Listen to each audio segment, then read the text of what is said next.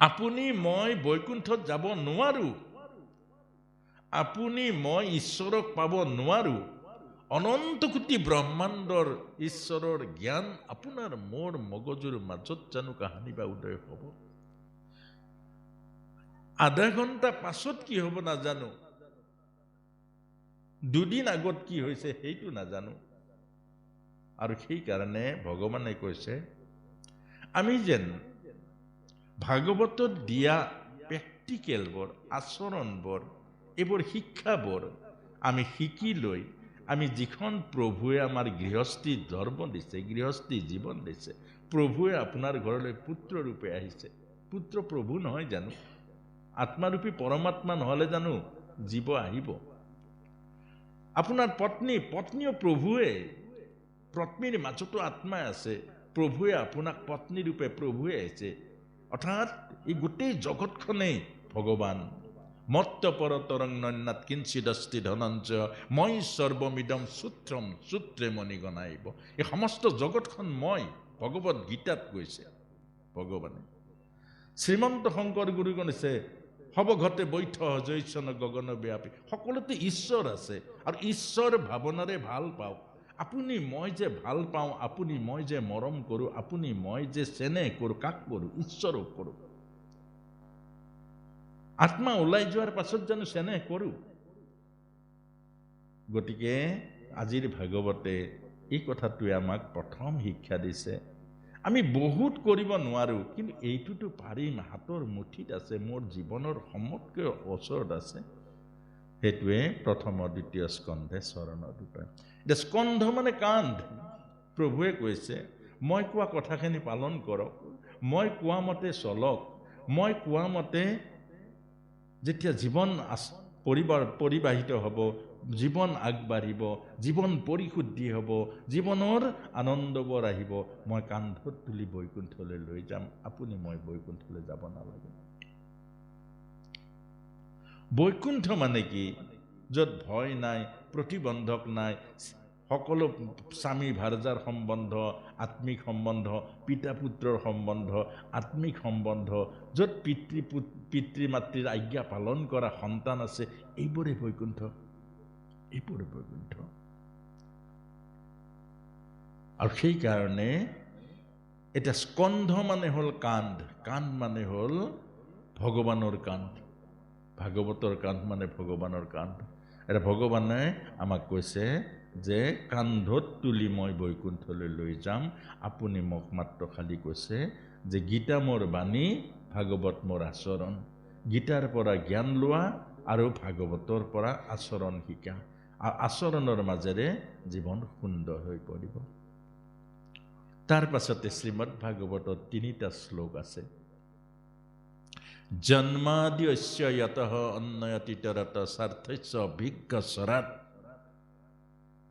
তেন ব্ৰহ্ম হৃদা য আদি কবয়ে মুহ্যন্তি য়ৎ সুৰয় তেজো বাৰি মৃদম যথা বিনিময় যত্ৰতি স্বৰ্গম ঋষা ধান্নাস্তেন সদা নিৰাস্ত কুহকম সত্যম পৰম ধীমহি। অৰ্থাৎ শ্লোকটো আৰম্ভ হৈছে জন্মাদ্যস্য য়তঃ। এই সংসাৰখন, এই গোটেই সংসাৰখন হ'ল মায়াৰ, মিছা। যাক সঁচা সঁচা বুলি ভাবিছে এইবিলাক চব মিছা। এতিয়া মিছা অৰ্থাৎ মায়াৰ সংসাৰখন ক'ৰ পৰা আহিলে? এতিয়া সুধিছে, তেতিয়া কৈছে, উত্তৰটো দিছে ভগৱানৰ পৰা, ব্ৰহ্মৰ পৰা। কেনেকৈ আহিলে? মায়াৰ দ্বাৰা আহিলে। এই যে যাদু খেল বেলেগ নেদেখুৱাই জানো? যাদু কৰে, চুঙা এটাৰ পৰা বহুত বস্তু উলিয়াই নিদিয়ে জানো? এটা চুঙা ল'ব, হাত ভৰাই ঘুলকি দিব, একো নাই তাত, আৰু তাৰ পৰাই কিবা কিবি ফুল উলিয়াব, পুতলা উলিয়াব, ভাটৌ এটাও উলিয়াব, পইচা উলিয়াব। এইবোৰ সঁচা জানো? এইবোৰ সঁচা জানো? যাদু খেল চাই থকা সকলৰ কাৰণে সঁচা, মানে যাদুৰ মাজত থকা সকলৰ কাৰণে সঁচা। যাদু মানে মায়াৰ ভিতৰত থকা সকলৰ কাৰণে সঁচা, আৰু মায়াৰ যিজন বাহিৰত ওলাই আছে তেওঁৰ কাৰণে মিছা। এই গোটেই জগতখনো মায়া। এতিয়া আপুনি যাক পুত্ৰ পুত্ৰ বুলি ভাবিছে সঁচা আপোনাৰ পুত্ৰ হয় জানো প্ৰভু? আপোনাৰ পুত্ৰ সঁচা হয় জানো? আমি যে এইবিলাক মোৰ কৰিছো সঁচা হয় জানো?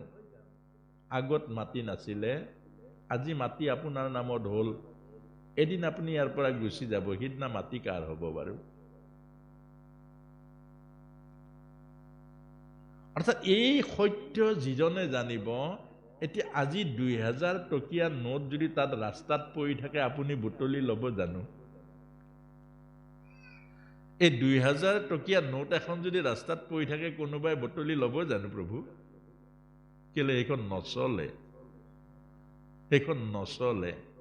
এই সংসাৰখনো এই 2000 টকীয়া নোটখনৰ নিচিনা। ঈশ্বৰ কিন্তু চলা নোট। এইকাৰণে আমাক এই কথাটোকে কৈছে মায়া। এই মায়া মানে কি বাৰু? আকৌ সহজকে বুজাইছে, ইটাৰ এটা হয়। অৰ্থাৎ মাটিৰ এটা কলহ, আগতে কলহটো আছিলে জানো? নাই। বনাই দিলে কলহ হৈ গ'ল, নাম দিলে কলহ আৰু আকৃতিটো দিলে কলহ, কলহৰ আকৃতি বনাই দিলে, আকৃতিটো বনাই দিলে, নামটো লিখি দিলে, ৰূপ আৰু নাম, নাম ৰূপ। এতিয়া ভাগি দিয়াৰ পাছত কলহটো থাকিব জানো? ভাগি দিয়াৰ পাছত কি থাকিব বাৰু? মাটি থাকিব, পঞ্চভূত থাকিব। এইকাৰণে আপোনাক মোক ভাগৱতে প্ৰথম শ্লোকটোতে বুজাইছে এইবোৰ চব মায়া। সেইকাৰণে ছোৱালী তুলিছে আনৰ কাৰণে বিয়া দিবলৈ, মনত ৰাখিব। ছোৱালী তুলিছে আনৰ কাৰণে বিয়া দিবলৈ, দায়িত্ব আৰু কৰ্তব্য পালন কৰক, তাইক এজনী ভাল গৃহিণী ৰূপে গঢ়ি তোলক, তাইক এজনী লখিমী বোৱাৰী ৰূপে গঢ়ি তোলক, তাইক এজনী ভাল মাতৃ ৰূপে গঢ়ি তোলক। আপোনাৰ দায়িত্ব সেইটো। কিন্তু আপুনি যদি সেইখিনি দায়িত্ব পালন কৰিব নোৱাৰে, তেতিয়াহ'লে আপুনি দায়িত্ব পালন নকৰিলে। মোৰ ছোৱালী, মোৰ ছোৱালী, মোৰ ছোৱালী, মোৰ ছোৱালী। আপোনাৰ হয় জানো? এদিন তাই জোঁৱায়েকৰ হৈ যাব আপোনাৰ, আপুনি হাতত তুলি দিব। কিন্তু দুৰ্ভগীয়া আজি কিছু পিতৃ মাতৃ আছে, দুৰ্ভগীয়া বুলি শব্দটো লগাই দিছো আকৌ প্ৰভু মস্ত, বিয়া দিয়াৰ পাছতো মোৰ কৰে। বিয়া দিয়াৰ পাছতো বহু মোৰ কৰে, আৰু এনেকুৱা অত্যাধিক মোৰ কৰে, বহু মাকে নিজৰ জীয়েকৰ ঘৰখন ভাঙি দিয়ে। ইয়াৰ পৰা মোবাইল টিপি মোৰ মতে চলিবি, এই বুঢ়ীৰ মতে নচলিবি, এইটো অৱস্থা লগাই দিয়ে। আৰু অকমান কিবা খেলি মেলি হোৱালে বহু পিতৃ আছে, গুচিয়া। এখন নতুন ঘৰ নিজৰ কৰি ল'বৰ কাৰণে কিমান যত্ন কৰিব লাগিব, পৰৰ মানুহক আপোন কৰিব ল'বৰ কাৰণে এজনী কন্যাই সংঘৰ্ষ কৰিব লাগিব। তাত পিতৃয়ে যদি উৎসাহ দিয়ে আকৌ ঘূৰিয়া, গুচিয়া, কি হ'ব বাৰু? এজন জ্ঞানী পিতৃ হ'ব জানো প্ৰভু? অৰ্থাৎ এইবোৰ সৰু সৰু কথা, এইবোৰ ভাগৱতত আছে, মনত ৰাখিব। এজন জ্ঞানী পিতৃ, এজন হ'ল অজ্ঞানী পিতৃ। অজ্ঞানী ক'ব ঘূৰিয়া, জ্ঞানীজনে ক'ব মা, সেইখন ঘৰ এদিন তোৰ হ'ব। তই অন্তত তোৰ যিজনী ধৰম্মা, অৰ্থাৎ যিজনী শাহু, সেই শাহুৱেকে বহু কষ্ট কৰি তোৰ মানুহটোক জন্ম দিছে, বহু কষ্ট কৰি মানুহটোক ডাঙৰ দীঘল কৰিছে, বহু কষ্ট কৰি মানুহটোক শিক্ষা দীক্ষা দিছে, আৰু বহু কষ্ট কৰি তাক মানুহ ৰূপে গঢ়ি তুলিছে, আৰু সেই মানুহটোক তই পাইছ আজি। শাহুৱেৰে ওপৰত তোৰ দায়িত্ব আছে। আজি টান কথা এটা হ'লে নহ'ব, তাৰ অন্তৰত তোৰ কল্যাণ সোমাই আছে। তোক বিয়া দিছো তাত, তই তাত থাকিব লাগিব, সেইখন ঘৰ তই নিজৰ কৰি ল'ব লাগিব, প্ৰেৰণা দিব লাগিব, তাইক বল দিব লাগিব, তাই এদিন দেখিব সেইখন ঘৰ নিজৰ কৰি ল'ব। এই কথাটোকে বুজাইছে। যদি আপুনিও উৎসাহ দিয়ে গুচিয়া, মাকে উৎসাহ দিয়ে মোৰ মতে চলিবি, তেতিয়া তাইৰ সেইখন ঘৰ হ'ব জানো বাৰু প্ৰভু? সেইকাৰণে আজি বহু আয়ে কৰবাত বিয়া হোৱাৰ পাছতে কিছুদিন থকাৰ পাছত গুচি আহে। ল'ৰা ছোৱালী লৈ গুচি আহে, ল'ৰা ছোৱালী এৰি গুচি আহে, ঘৰবোৰ ভাঙাৰ। এতিয়া ইয়াৰ কাৰণটো হ'ল জ্ঞানৰ অভাৱ। পৰমাৰ্থ জ্ঞান জোৰা লগাই আৰু সংসাৰী জ্ঞানে নষ্ট কৰে সংসাৰ। এইটোকে কৈছে মায়া। আপুনি ল'ৰাটোক অত্যন্ত ভাল পায়, মোৰ ল'ৰা কেলে কৰে আপুনি আপোনাৰ ল'ৰা আপোনাৰ। এদিন দেখোন আপুনিয়ে বোৱাৰী এজনীক আনি চমজাই দিলে, অ বোৱাৰী এইটোৱে তোৰ, আজিৰ পৰা তহঁত দুটা মিলি চলিবি। আপুনি নকয় জানো, আমিনো কি আৰু 2 দিন থাকিম, আমিনো কি আৰু 2 দিন থাকিম। বোৱাৰীজনী ল'ৰাটো আপোনাৰ, কোনো বস্তু আপোনাৰ মোৰ নাই। এই সংসাৰ ৰোটেশ্যন হৈ থাকে। আজি আপুনি অফিচাৰ আছে, সেইখন চকীত আকৌ কোনোবা এজন বহিব এদিন আহি, আৰু আপুনিও পেঞ্চনৰ কাগজখন লৈ যায় সেইজনৰ ওচৰত ক'লে যে মোক আৰু কামটো কৰি দিয়ক। আৰু এইখন সংসাৰ, এইখন হ'ল মায়াৰ। আৰু এই মায়াৰ তত্ত্ববোৰ ৰূপ আমি বুজিব লাগিব। সেইকাৰণে আমাক শেষত কৈছে শ্লোকটোৱে, সত্যম পৰম ধীমহি। শ্লোকটো তাতে সামৰিছে, সত্যম পৰম, অৰ্থাৎ এই মায়াৰ সংসাৰত ভুল গৈ শত্ৰু মিত্ৰ আপোন পৰ এইবিলাকত লাগি নাথাকিব। অন্তিমত আপুনি ভগৱানৰ নাম ল'ব লাগিব। অন্তিমত ভগৱানক পালেহে জীৱন সাৰ্থক হ'ব। অন্তিমত যদি ভগৱানক নাপায়, অন্তিমত যদি ৰাম নাম মুখত নাহে, অন্তিমত যদি প্ৰভুক আপুনি স্মৰণ কৰিব নোৱাৰে, বাকী চববোৰ মিছা। এই মানৱ জন্ম মিছা, জ্ঞান মিছা, বুদ্ধি মিছা, বিবেক মিছা, হৃদয় মিছা, চব মিছা হৈ যাব। সেইকাৰণে আমাক শ্লোকটো সামৰিছে, সত্যম পৰম ধীমহি। মায়াত নফচিব। কোনোবাই মান সন্মান কৰিলে এইটোও মায়া, কোনোবাই অপমান কৰিলে এইটোও মায়া। এই মান সন্মান আৰু অপমান দুইটাৰ কোনো অৰ্থ নাই। ভোগ যিমান ভোগ কৰে সিমানে দুখ বাঢ়িব, ৰোগ বাঢ়িব, জিভাখন বাঢ়িব, এদিন খাব নোৱাৰা হ'ব, সিদিনা আপোনাৰ কষ্ট হ'ব। গতিকে আপোনাক মোক কৈছে কি, সত্যম পৰম ধীমহি। অন্তিমত প্ৰভুৰ নাম লোৱাটো কিমান টান। এতিয়াৰ পৰা অখৰা কৰক, ৰাম ৰাম ৰাম ৰাম ৰাম ৰাম ৰাম কৃষ্ণ কৃষ্ণ কৃষ্ণ। যি ভাল পায় প্ৰভুৰ নাম, প্ৰভুৰ নামৰ লগত যোগ কৰক, প্ৰভুৰ নামৰ লগত লগ প্ৰভুৰ নামৰ ৰস লওক। কৃষ্ণ কৃষ্ণ কৃষ্ণ কৃষ্ণ কৃষ্ণ কৃষ্ণ কৃষ্ণ কৃষ্ণ কৃষ্ণ কৃষ্ণ কৃষ্ণ। খালী সময়কণ সেই সৎব্যৱহাৰ কৰক। যেতিয়াই খালী সময় পাব, কৃষ্ণ কৃষ্ণ কৃষ্ণ কৃষ্ণ কৃষ্ণ কৃষ্ণ। কোনোবাৰ লগত কথা পাতি আছে, আপোনাৰ ভাল কথা পতা নাই, ক'ৰ অদৰকাৰী কথা পাতি আছে, আপুনি মনৰ পৰা বাদ দিয়ক, মন লগাই দিয়ক কৃষ্ণ কৃষ্ণ কৃষ্ণ কৃষ্ণ কৃষ্ণ কৃষ্ণ কৃষ্ণ। সেইজনে নহ'লে আপুনি আহিব নোৱাৰিব, এই বেয়া কথাটো শুনিলে আপোনাৰ মনটো নষ্ট হ'ব। তেতিয়া আপুনি কি কৰিব, মনটো কৃষ্ণত লগাই দিয়ক। সত্যম পৰম ধীমহি। সত্যক ধ্যান কৰক, সত্যক নেৰিব, ঈশ্বৰক নেৰিব, ঈশ্বৰক নাপাহৰিব, আৰু ঈশ্বৰৰ লগত থাকিব। অন্তিমত ঈশ্বৰেহে গতি দিব। ল'ৰাই যে বহুতে আকৌ এইটো কথাই ভাবে, ল'ৰাই পিন্ধা চিন্ধা দিব, গায়ন বায়ন বজালে আৰু ফটোৰ তলততো লিখে থয় স্বৰ্গীয়। ফটোত স্বৰ্গীয় নিলিখে জানো? প্ৰাণবায়ু যোৱাৰ পাছত, মৃত্যুৰ পাছত ফটোখনত স্বৰ্গীয় নিলিখে জানো প্ৰভু? লিখে নালিখে? স্বৰ্গীয় লিখিলে স্বৰ্গ পায় জানো? এই ফটোখনত যে স্বৰ্গীয় লিখে, স্বৰ্গ পায় জানো? পায় জানো? আমাৰ সংসাৰখন কিমান মায়া আপোনাক চাওক। যিটো নাপায়, যিটো সত্য নহয়, গোটেই জীৱনটো দুখ কষ্টত খাটিলে, গোটেই জীৱনটো ল'ৰা ছোৱালীৰ পৰা শাস্তি পালে, গোটেই ঘৰখনে আপোনাক যাতনা দিলে, গোটেই ঘৰখনক আপুনি বিশ্বাস কৰি জীৱনৰ সৰ্বস্ব ত্যাগ কৰি ধন টকা পইচা ঐশ্বৰ্য বিভূতি সিহঁতৰ সুখৰ কাৰণে আপুনি ঘটিলে, আৰু সেইসকলে 2 দিন বেমাৰত পৰিলে আপদ কৰি দিয়ে, আপোনাক 2 দিন বেমাৰত পৰিলে টান টান মাত মাতে, আৰু সেইসকলে আপোনাক স্বৰ্গ কেনেকৈ দিব পাৰে? এই কথাটোকে বুজাইছে। এই সংসাৰৰ যিমান বস্তু আছে চব মায়া প্ৰভু। এজন ধৰক মানুহ ঢুকালে, শ্ৰাদ্ধ পাতিলে, তাত আপোনাক একাষাৰ ক'ব দিলে নিদিলে, আপুনি কিমান প্ৰশংসা গাব, মানুহজন এনেকুৱা সমাজৰ অমুক আছিলে তমুক আছিল। বাটৰ গৈ আপুনিও কৈ বৰ বদমাছ আছিলে, এতিয়া উপায় নাই ক'ব লগা হ'ল। আৰু আমি বৰ তেনেকুৱা, এই সংসাৰখনে তেনেকুৱা। আপোনাৰ আগত যিজনে প্ৰশংসা কৰে সেইজনে পাছত নিন্দা কৰিব, আপোনাক অতি মৰম যিজনে কৰিব সেইজনে আপোনাক কন্দুৱাব, চকু পানী উলিয়াব।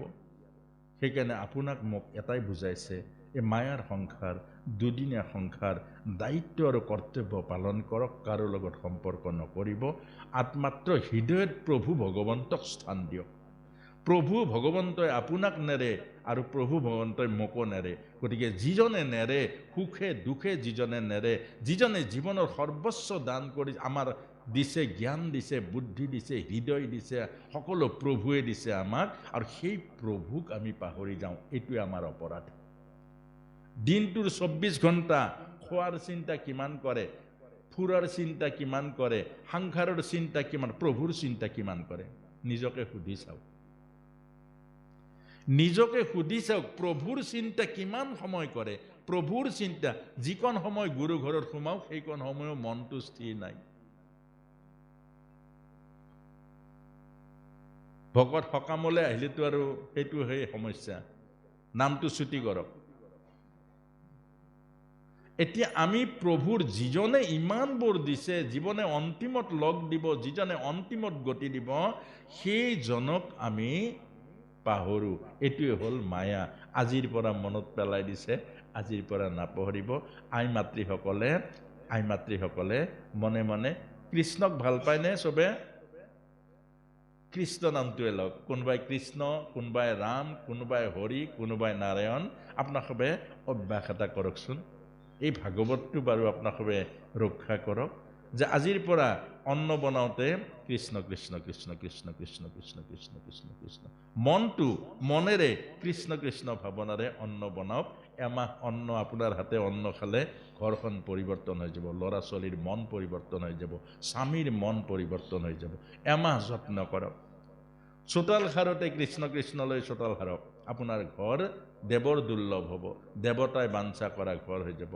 ভকতিৰ ৰস বব, ভকতিৰ নিজৰা বব। আপোনাৰ অপয় অমংগল, ভূত প্ৰেত আপোনাৰ ঘৰত প্ৰৱেশ কৰিব নোৱাৰিব। সেইকণ সময়তো কাম নাই একো, কৃষ্ণ কৃষ্ণহে ক'ব লাগে। তে কৃষ্ণ কৃষ্ণ নাম লৈ, ভগৱানৰ নাম লৈ ঝাৰু মাৰক, ভগৱানৰ নাম লৈ অন্ন বনাওক, ভগৱানৰ নাম লৈ কাম কৰক। আপোনাৰ ঘৰখন সুন্দৰ হ'ব, পৰিৱৰ্তন হ'ব, সুখৰ হ'ব। এইটোৱে আমাক কৈছে সত্যম পৰম ধীমহি। সত্যক নেৰিব। কোন সময়ত প্ৰাণবায়ু গুচি যায় আপুনিও নাজানে, ময়ো নাজানো, কোনো নাজানো। গতিকে সত্যক নেৰিব, অৰ্থাৎ প্ৰভুক হৃদয়ৰ মাজত ধাৰণ কৰক, প্ৰভুক হৃদয়ৰ মাজত নাম ৰাখক। দেখিব এইটো প্ৰথম শ্লোকে আপোনাক মোক কৈছে মানৱ জীৱন সাৰ্থক হৈ যাব। এতিয়া এই যে আমাৰ সংসাৰখনত বৰ মিছা মিছা কথাবোৰ আছে। এই যেনেকে ধৰি লওক, ইয়াত বাৰু এই বৰশী বাইনে বাৰু? আজিকালি নাবায় নহয়নে? আজিকালি বৰশী নোহোৱাই হ'ল। এতিয়া এই বৰশী বাওঁতে সংসাৰী মানুহৰ মিছা কথাবোৰ কৈছে আমাক, আমি ক'ত লাগি আছো। এতিয়া এই যে বৰশী বাই, বৰশী বাওঁতে মাছটোৱে যে ধৰে, টুপুককে মাছটোৱে ধৰে, এতিয়া মাছটোৱে ধৰি তললৈ টানি নিয়ে, নিয়ে নিয়ে। চিপ কথা পাতিছেনে কোনোবাই? চিপ মাৰি দিলে মাছটো তললৈ জানে, প্ৰভু ওপৰলৈ যায়। বৰশীটো চিপ মাৰি দিলে মাছটো তললৈ জানে, ওপৰলৈ যায়, ওপৰলৈ যায়। এতিয়া লগৰ মাছবোৰে কি বুলি ভাবে বাৰু? লগৰ মাছবোৰে ভাবে বৈকুণ্ঠলৈ গ'ল। কেলে ওপৰলৈ যায় নহয়, বৈকুণ্ঠলৈ গ'ল। পিছৰ বাৰ একেবাৰে টপটো আহিবলে গোটেই লগৰ মাছবোৰে ৰৈ থাকে। পিছৰ বাৰ বৰশীটো পেলাই দিলে বলৱান মাছটোৱে জাপ মাৰি খাই দিয়ে, আৰু চিপ মাৰি দিলে ওপৰতে। যেতিয়া টপত তেলত পেলাই দিয়ে তেতিয়া সি বুজি পায় বৈকুণ্ঠটো কেনেকুৱা। সেইকাৰণে ভাগৱতে আমাক বুজাইছে এই সংসাৰখন হ'ল মায়া। আজি এইটো ধৰি লওক। নাতিনীক মৰম কৰিবৰ কাৰণে, নাতিক মৰম কৰিবৰ কাৰণে আমাৰ ঢেৰ সময় ওলায়, গুৰু ঘৰত সোমাবলৈ সময় নোলায়। এই কথাটোকে আমাক বুজাইছে যে আমি কেতিয়াও মায়াত নপৰিব।